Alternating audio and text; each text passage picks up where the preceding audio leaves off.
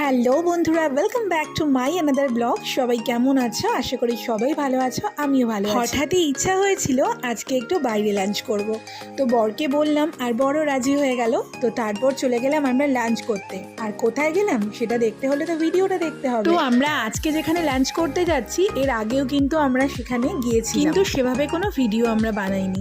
তো আজ ভাবলাম একটা মিনি ব্লগ বানিয়ে ফেলি। তো বরমশাই আর আমি গল্প করতে করতে চলে গেলাম। তোমরা তো অনেকেই জানো যে আমি হাইওয়ে দিয়ে যে সাইট সিনগুলো নিতে খুব ভালোবাসি। যখনই যাই তখনই কিন্তু সাইট সিনগুলো, আর বরাবরই আমি ভিডিও ফটো এগুলো ভীষণ ভালোবাসি। দেখো, তোমাদের সাথে গল্প করতে করতে কিন্তু আমি আমার গন্তব্যস্থলে প্রায় পৌঁছেই গেলাম। তো দেখতেই পাচ্ছ চলে এসেছি ডি বাপিতে। আর আমি কিন্তু কোনো ফুড ব্লগার নই, যেখানেই যাই অল্প বিস্তর ছোট ছোট মিনি ব্লগ করার চেষ্টা করি, সেটাও তোমাদের সাথে শেয়ার করি। আমারও ভালো লাগে আর তোমরা আমাকে ভালোবাসা দাও, আর সেই জন্য উৎসাহটাও পাই। তো আজ নিয়ে নিয়েছিলাম ফ্রাইড রাইস, চিকেন কষা, আর নিয়েছিলাম মাটন কষা, আর নিয়েছিলাম বিরিয়ানি, আর সঙ্গে ছিল চিকেন চাপ।